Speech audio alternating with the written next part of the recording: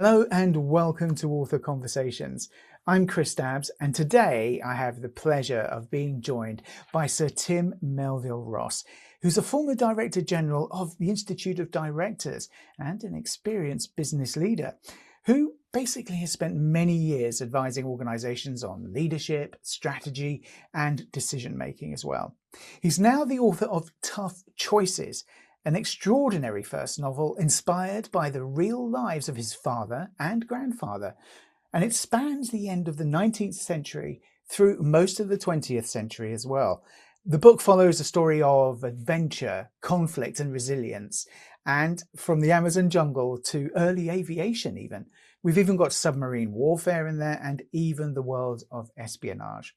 It is a powerful exploration of family, ambition, and the difficult tensions and decisions that shape our lives. This is going to be a good one, so make sure you listen up, everybody. So Tim, welcome, and thank you for joining me. Thank you for the invitation, Chris. It's very good to be talking to you. No, fantastic. Really looking forward to getting into not only your family history, but also, well, really, the last 20th century and the latter half of the 19th century, pivotal times. We're talking about armed conflicts. We're talking about service to country, and we're talking about all of these things. So it's going to be really interesting. I mean, this is your first novel, and yet it tells this extraordinary story, this multiple generation story. It's like you could have written a television series or something along those lines, multi-series, multi-everything. But let's start right at the beginning. What inspired you then to write Tough Choices? Well, originally it was intended not as a book, but really just as a recollection of my experience with my grandfather and my father, beefed up with quite a lot of material that I had. And I was very well aware that my children knew very little of this. And so my ambition was to get as far as just writing about it for their benefit. And it kind of grew from that through lockdown. When I had plenty of time, like so many people did. And I thought, well, why don't I make a real job of this? And the more I wrote, the longer the thing got. And I realized that it was becoming unreadable because there was a lot of logic missing from the things I actually knew about. So my wife had the brainwave of saying, well, why don't you make up what happened between this event and that event? And turn it into a novel, which is what it now is. But it's built on the foundation of a great many very exciting events, terrifying events in many cases. And where I was ignorant of how this happened, at what stage in their lives it happened, for example, I just make it up. So for that reason, their names are changed. And even I am Mike towards the end of the book, rather than Tim, just to hide my own identity. So that was the origin. And then various people looked at it and said they thought, well, this is looking as though it might become a publishable book. So I was given a lot of help by various editors. And the result is what you see before you. Oh, fantastic. So now there you are then. So that's great. So it's a fictional story, but based on recollections from your family that you're passing. Very much so, very much so. I mean, just one example of that. My father, I discovered in an attic, had written vast numbers of letters before, during, and after the Second World War to his parents. And this was an absolute treasure trove of information about him and what he'd done. Obviously limited to some extent during wartime by censorship, but nevertheless, these letters had been there for years and years and years. So I took them out painstakingly and read through them. Some of them pretty dull, to be perfectly honest, but some of them very exciting. So that was an example of the kind of real material that I had to write the book. So your father wrote the letters, or he was even involved in, just to let everyone know, he was involved in this kind of military service and things like that, in the interwar years, I guess, right? So he could write freely at that stage. Well, before the Second World War, he was at school. He was, well, to give you some idea of how young he was, he got his first command as a submariner in 1943, at which point he was 23 years old in command of a submarine. It's terrifying, the thought that such young people were carrying such a burden in such difficult conditions, but others were being killed. And so he was advanced really rather quickly I and think that survived. happens, didn't it? Yeah, it's much like the RAF, I guess. Yeah, oh, very much so, very much so, yes. Yeah. But of course, being a submariner, there's a bigger weight and a bigger responsibility involved because of the men under their command, right? At that sort of age. Oh, absolutely. I mean, thinking back to when I was 23, I mean, no way could I have even, I don't know, run a pub or done anything helpful to humanity. So it is remarkable. And it was part of the problem that he had to cope with later in life when he went through the hell of being a submariner and then the hell of having, as you've indicated, a bit of a spying career as well. Right. Wow. Oh, gosh, it is amazing. And that was before, sorry, in 43, right? So that's clearly during. Wow, is all I can say. I can't imagine. And it amazes me, the sort of pseudo psychometric testing that must have gone through at that time, rather than just putting somebody else in their shoes, because you can't really do that. No, you can't, absolutely. And probably promotions based on really very little evidence of the ability of the individual to cope with those sort of pressures. Quite stiff upper lip, I think, and that's probably about it, actually, isn't it? Very much so, very much so. You just get in there and make or break. Yeah. No, wow. Okay, so I mean, because of these sorts of things, some readers may feel that the story feels almost unbelievable, I guess, right? But because of it's not, though, because it's rooted in these real events. I mean, okay, let's start by looking at characters who may or may not have been renamed, right? Yeah. So what drew you most strongly then to Todd and Scott Peterson? How did that work? Well, the Todd name was for real. That was the nickname of my grandfather, and the names, frankly, I just plucked out of the air. The Peterson name is something. I wasn't trying to imply any kind of Scandinavian link, although it sounds like it. Just literally imagination. So I'd started the process of telling things in my stories which were not actually true. So why not just dream of an interesting sounding name, which is relatively common.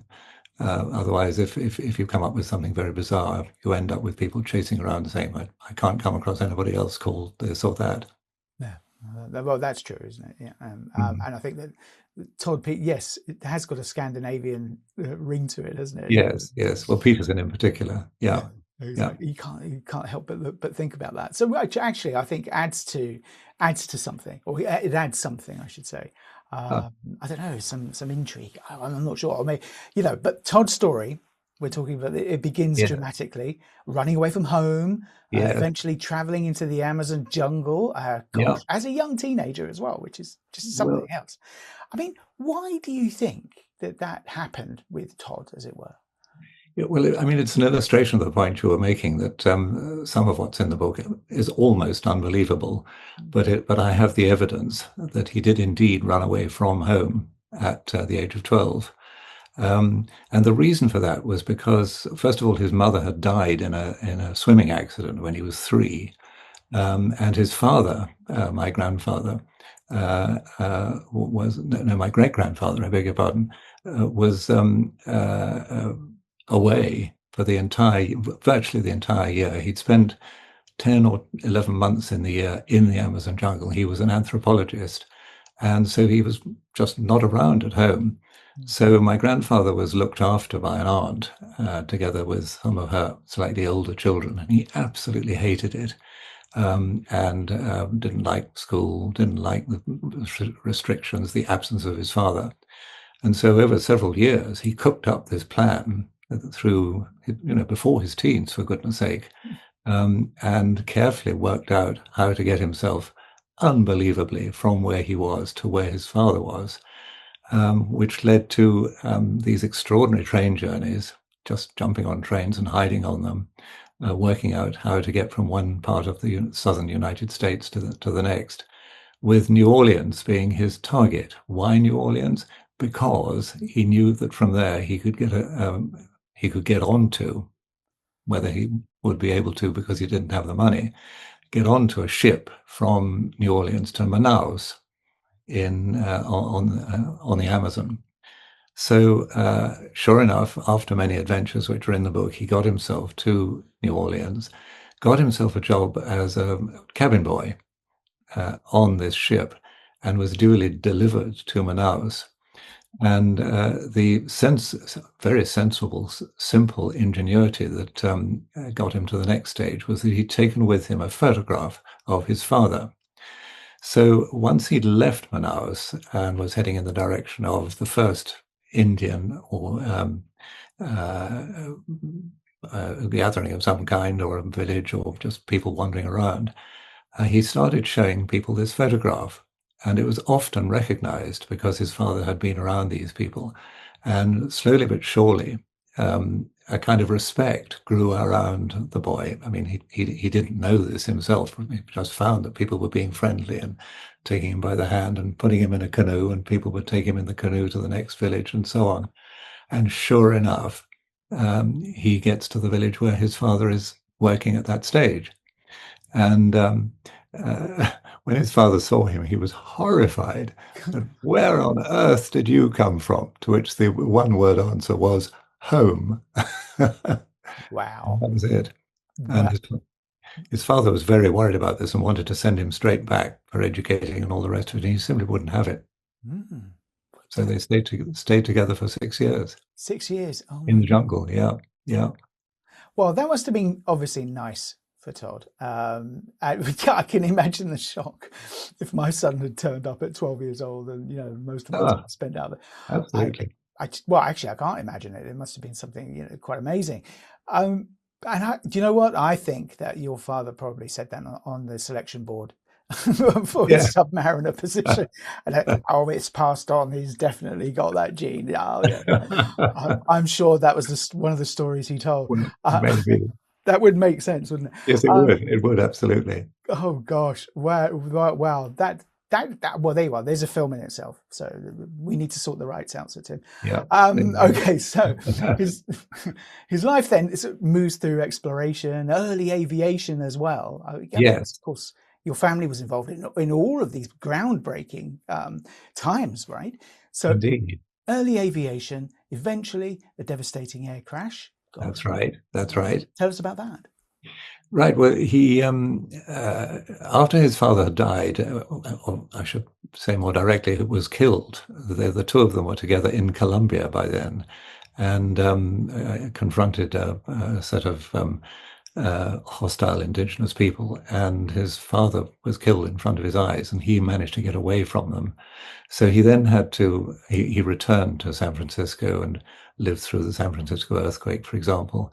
Went to university, studied anthropology, surprise, surprise, and found himself giving lectures, but also engineering and mathematics, for which he was very strong. And he became intrigued by what he'd heard about the Wright brothers, who, as you know, flew the first powered airplane. So he got in touch with them, and with their very, very considerable help, made his way through the process of producing his own airplane. Lots of detail to exactly how he did that. In those days, as the second decade of the 20th century loomed, with everlasting prospect of war, the expertise in aviation developed most in France, rather than the United States or this country. So he got himself to France, and just before the war started, he'd started manufacturing his own plane, and got to the point where it was made and flyable. And he decided, as the war was literally on the point of breaking, there was talk of an invasion from Germany into France. So he thought, well, I think I'm better off out of France. So he flew across the channel in his aeroplane, and landed. And there's quite a lot of story associated with how he managed to get himself involved. with the British forces because he was an American and therefore not eligible to join the Royal Air Force, or the Royal Flying Corps as it was then. So he became a test pilot for the nascent Air Force. And it was one of these aircraft that he was testing that he misjudged and crashed and piled the thing into the top of a tree, fell from it with bits of the plane, engine, the whole bit crashing down beside him, was very, very severely injured, and spent most of the rest of the war, it had only just begun, in a hospital very close to Salisbury Plain, where all his flying was taking place, and was almost literally nursed back to life by this amazing nurse who became his wife, and who is one of the key characters in this, as is my father's subsequent second wife, my stepmother, who also put him back to life for reasons we might go on to. From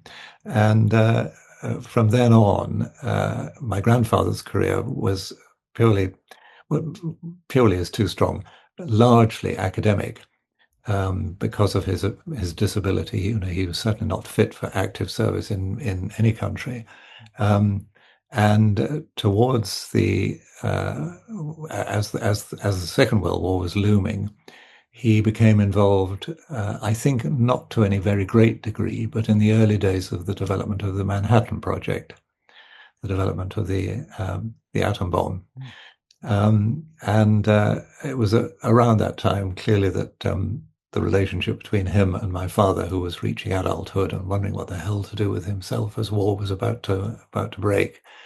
And then the story moves on from that, really quite interesting end to my grandfather's life, as well as the earlier parts. My father takes over, all the while desperate to persuade his father that he's got the sort of guts that his father reckoned he did not have. There was this real hostility between them, having got on very well when he was a boy. When he became a man, I think my grandfather thought he just wasn't up to doing anything very brave.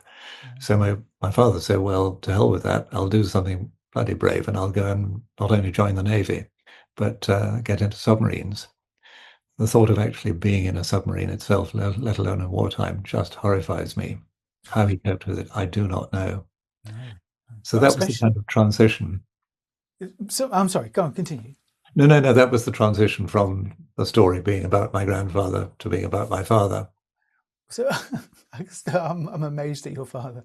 So I laugh because I'm so amazed. It's like, Dad, I'm going to prove you wrong, kind of thing. Yeah. He goes and does something as mad as that.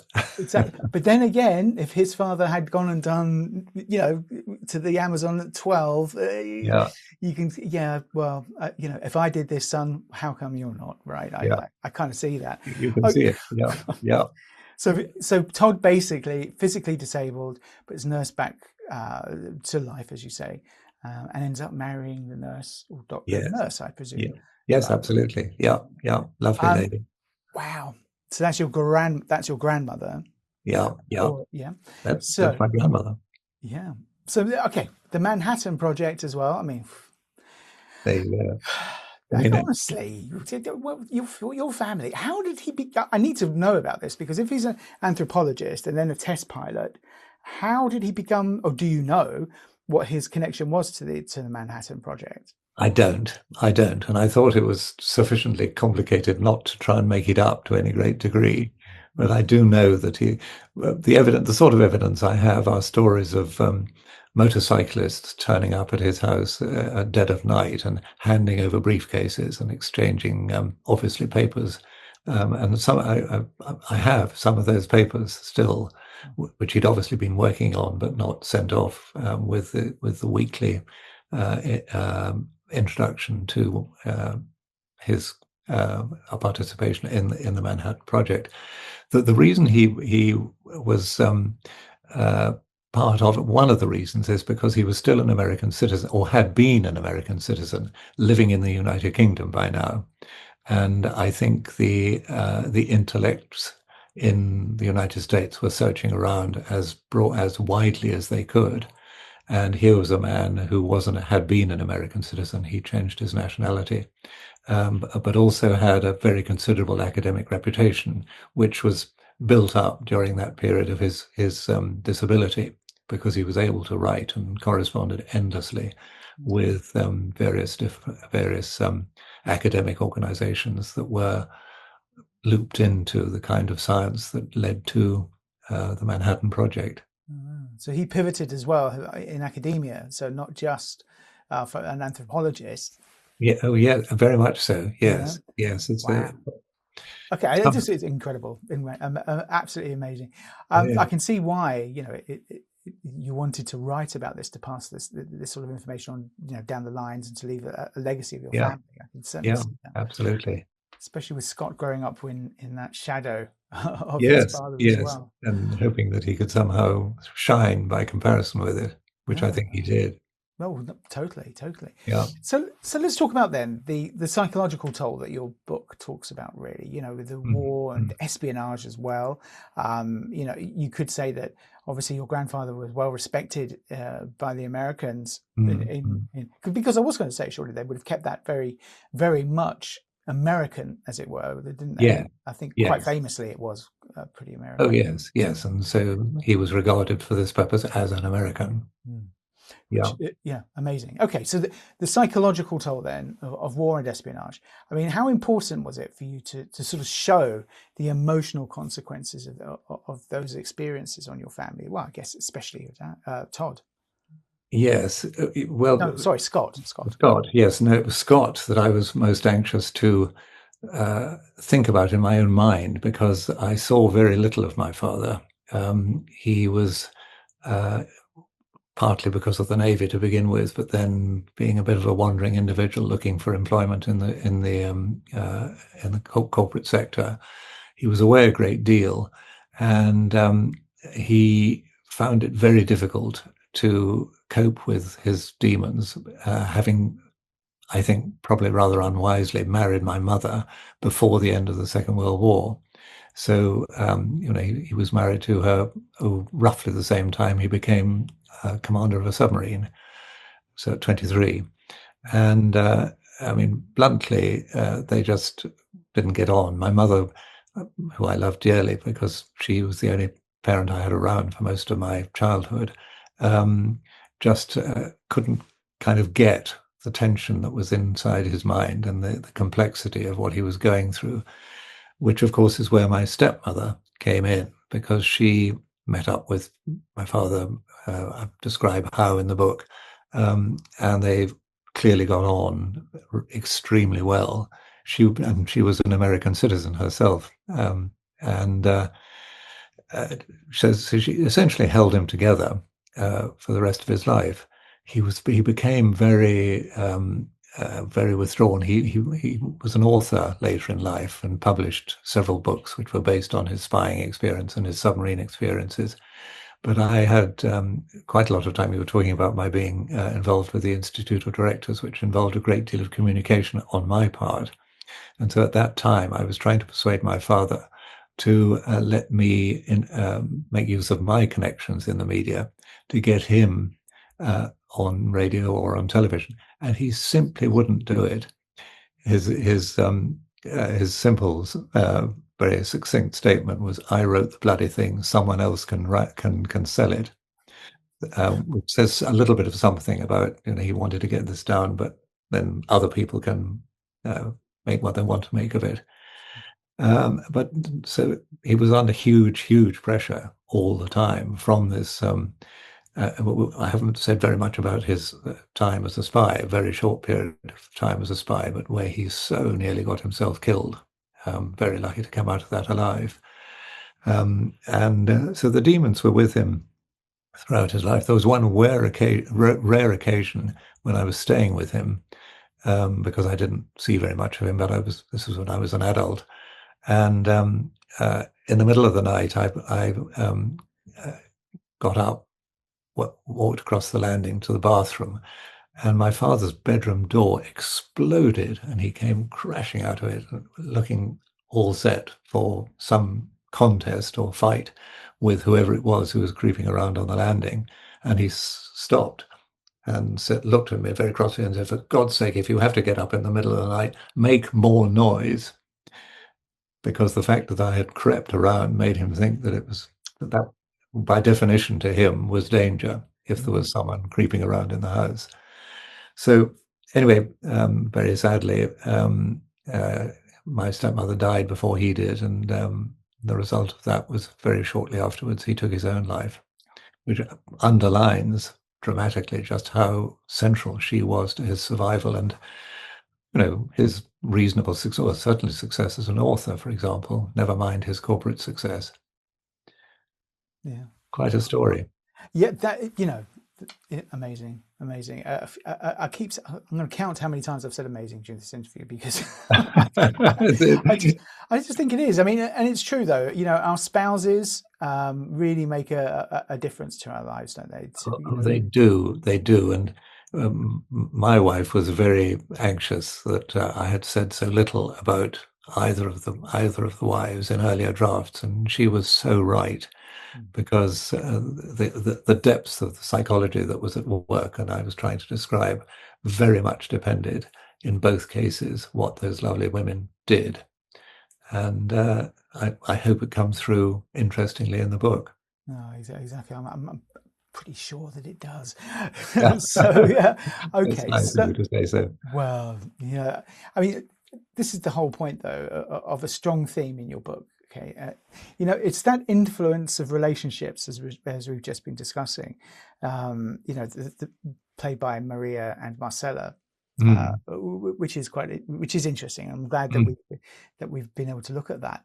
I mean, so if you think about the way that you've tackled the trauma, the ambition, and the way that this is multi-generational, I mean, do you think that the experiences of one generation inevitably shape the next? And now, I think so, because if you've you went to the Institute of Directors, I don't know obviously much about your career, but if your father went into corporate life, which I imagine was working for huge British corporations, I guess, around an oil company, BP, BP, right? And then you followed kind of the same sort of path, and yet he followed the same sort of path as, I don't know. What do you think about that? Do you think it's inevitable that we do that? I suppose it is. I wouldn't for one moment claim that I have done anything remotely corresponding to what my father and grandfather managed to achieve in terms of their courage, more than anything. And I've probably had the most successful career of the three of us. But then I had peacetime and I had lots of opportunity. But there's no doubt that my father's personality drove me on.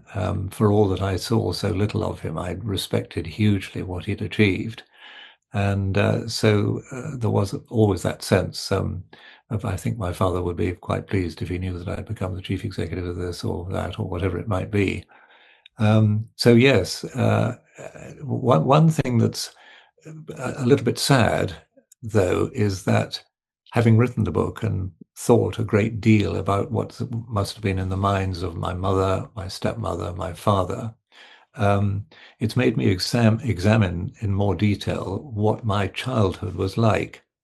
And at the time, it was just, it was very tedious, but I had nothing to compare it with. I had a brother who was killed when we were in Poland. My father was a naval attaché in Warsaw at the time. And so as a family, we were over there. Actually, this is interesting as an aside in relation to my father's state of mind. I was 4 and my little brother Richard was 2.5. And we were playing in an upstairs room. And he clambered onto a windowsill and fell onto a concrete floor underneath. My mother was in the kitchen, so didn't see it happen. My father was away. And I think there was a reinforcing of the tension between my parents, that my mother hadn't taken enough care and so on. But also this ghastly sense of guilt that added to the tension on my father, because for years he believed that his younger son, my little brother, had been killed by the Polish secret police because of the position that he held. And so 30 years later, at some family event where one talks about my stepsister had a child who died at a very young age. And so we were talking about this kind of thing. And I was telling her what I had seen when my little brother died. And my father was sitting just behind me, and I hadn't realized he was listening. And he spun around and he grabbed my elbow and he said, "What did you say?" I said, "Well, I've just described how Richard died." And he had no idea. So all those years he had carried this guilt unnecessarily. Oh my gosh. Isn't that extraordinary? Oh, that is, yes, and very sad. Oh, it's so sad. I mean, So how? Oh no! Oh, that is awful. That's a terrible thing. But it happens, I guess. You know. it does. It does. Oh, Yeah. what a thought! Oh gosh. The But effect, if I can say just one more thing, this is going to sound very selfish, but I might as well be honest. I had no means of comparing my childhood with anybody else's. But I suppose that over the years, and particularly when I got around to writing all of this, it dawned on me that I had a pretty crap bloody upbringing. And I began to resent that, which is ridiculous because A, it was a long time ago, and B, I had had more success than most people could possibly wish for. But nevertheless, it kind of came back and gnawed away at me. I suppose more than anything because of Richard's death and my feeling, could I have done something about it? Answer at that age, no. But nevertheless, it was still in my mind. I suppose we're a massively oversensitive family. That's the problem. well, okay, but I don't think you could say that. But I understand No, I probably understand not. what you mean. I think that your family has had all of these experiences and all of these occurrences, if you like, and it's you know, it's interesting. And I should be thinking of your father for a long time after this. After That's our good. chat finishes, because that Yeah. is very, very, very, and you know, it's a sad thing to hear. And I think that this is it, isn't it? You know, readers are often describing the book as both sort of an adventure story and a cautionary tale. But really, considering all of these things that have happened, that were basically true, you know, true Yeah. stories. Uh, Yes. you know, do you see the book as being ultimately hopeful or not? Oh gosh. Well, one of the reasons for writing it was to try and draw attention to the horrors of war, essentially. So, in that sense, I suppose it was useful, but I don't seem to have had much success in influencing the way humanity behaves in that context, nor have many other authors trying to do the same thing. Mm. So, it's been very difficult defining, apart from the rationale of wanting to produce something to get this off my chest, to make quite sure my children who know where I've made things up and where I haven't, that was all fine. But to say that I had a clear target in mind is the fact that I did not is illustrated by the difficulty I had in describing which genre the book should settle in. Is it historical? Is it drama? Is it war? Is it this? It's a whole lot of things. So maybe there's almost too much in the book that I do. Well, I think considering that some of your readers are saying that the book's difficult to put down, you know, I think that you've got some good momentum going in there, really. I don't think you've written too much. I mean, I understand what you mean about the genre. That can be difficult, but, you know, I still think that it's, hang on, I won't use amazing. What want I say? No, don't. No, exactly. But It's you okay. know what It's I'm saying. okay. Wow. So, and I love the way that you are doing this in terms of really opening up your family history to future generations as well. And I think that makes a big difference too. But well, listen, so Tim, we are running out of time, unfortunately, No, that's fine. which is really, really upsetting. It's always the way. I talk to fascinating authors often, and we just keep running out of time. Yeah, But you know, I've really enjoyed our time talking. But there's a couple of other questions that I need to ask. please do. Okay, so you say that you'd like to influence the way that that people behave nowadays, or modern readers, you know, take things. I mean, how? In what ways?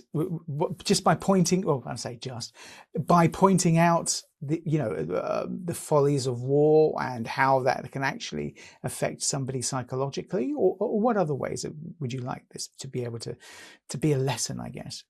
I think quite apart from the gender side of it, the importance of keeping women very much in mind through all of these dramas, and just as much today as in the past. But I suppose it's as much as anything to focus on what it was that drove these two men forward, and I suppose in a different way drove me forward. And there's one word which did that and does that, and that's confidence. And my father went through a period, certainly towards the end of the time he was going through all of this, of losing confidence. But then I think every drop of confidence he ever had been used up, if there is such a thing that's likely to happen. But I suppose it's a call to people to realize that they may run into real problems that are going to be difficult to solve. So A, have the confidence to cope with them, and B, have the imagination to find ways of getting out of them. Example, my father working out the way in which he was the navigating officer in this instance, how he could navigate the submarine that was underwater in Corfu Harbour, being depth charged from all sides, and mines here, there, and everywhere. And father, at the age of 21, then, before he was a commander, was simply having to, underwater with all this going on around him, work out how the hell to get out of there, rather than just throwing up his hands and saying, I don't know what we're going to do, we're all going to die. So as well as having confidence, to have the nous to find ways of using that confidence to get out of some of the fixes that you may find yourself in that initially seem insoluble. No, absolutely. Can you imagine with charts at that time as well? Oh, absolutely. It's nascent technology still. I know we had submarines, sort of rudimentary ones. Yeah. Even in the First World War, before anything else happened, I think that's when everything sort of started. Started very much so, yes. Yeah, exactly. So it's about confidence. It's about thinking perhaps that, or not really seeing the pitfalls, but knowing that there is something that needs to be solved, a problem that needs to be solved, and just sort of happening. I think that also with your grandfather, perhaps it was a time, wasn't it? There was a certain time there where Britain was really up, that going for it. There were lots and lots of movement around across the globe, and perhaps that was just I keep saying just as well. Perhaps it was it was just something that one would do at that time, even though not many people would do it. But clearly it felt like that to your grandfather, and again, with your father, it's the same kind of thing. Your success is different. You've got commercial success and all of that, but as you say, in peacetime, because you haven't had to, I haven't had to, my children, your children, we haven't had to deal with that from our point of view. Right. In terms of really finding out what you're made of, I think is what it's about. That's right. That's right. Yes, we are the lucky generation, or I am certainly. I mean, I'm a generation ahead of you. I mean, exactly. Okay. So my final question, unfortunately, is: so after completing this book, do you feel that there are more stories that you'd like to tell? Well, a certain amount of pressure is being put on me to write a book about myself, which I'm resisting because, as you've already gathered, by comparison with my father and grandfather, I don't think it's anywhere near that interesting, other than for some of the quite complex issues I've had to deal with, major corporate episodes and adventures. So it's going to probably take another lockdown, God forbid, to encourage me to devote enough time to do that. Sorry, this is very personal, not really to do with the book, but in a sense, perhaps it makes a point that's interesting. I am very fortunate at my age, which is 81, incidentally, to be fit and therefore able still to make a contribution. So I do quite a lot of charitable work. I volunteer in a hospital. I'm chairman of an organization that looks after people with brain damage. And that gives me some sort of satisfaction. And I feel that I should just keep going in the way that really both my father and my grandfather did. They didn't sort of settle down and put their feet up. Even my grandfather, so disabled, just kept going until the end, as did my father, although the end came somewhat prematurely, understandably, at his own wish. Yeah, sure, of course, but I think that's exactly what I'd like to do as well. Just continue, right? So you're helping people at the same time as helping yourself. Yeah, they're benefiting from your experience. absolutely. No, it's fantastic. Keeps me off the streets. Yeah. Which I think we need at 81 years old, because you were ruffians on the streets at 81. So exactly right. No, well, you wouldn't know you're 81, I've got to say. Cheap compliments are easy to give. But it's nice even so. Well, there we are. Well, Sir Tim Melville-Ross, thank you very much for joining us and talking to us about tough choices. The book that actually really does fascinate me, and charts generations of your family history and the daring do that they got up to, which good word for you. I think that's it, isn't it, really? Yeah, it is. It is. Absolutely. Well, it's been a pleasure. So everybody, make sure that you search out Tough Choices on Amazon and other book retailers as well. And let Sir Tim know about any questions or comments you've got in the comments down below. Get in touch via those comments. And we'll go from there. And I'm sure Sir Tim will be quite happy to answer those. So, brilliant. Well, I hope that I meet you again soon. Me too. It'll be a pleasure, Chris. And thank you very much for making all this so easy. Thank you for being interesting. Right? That's right. Anyhow, until next time, thanks very much. This is Chris Dabbs, Sir Tim Melville-Ross, and Author Conversations about Tough Choices. Take care. Bye-bye. Bye-bye. Bye-bye.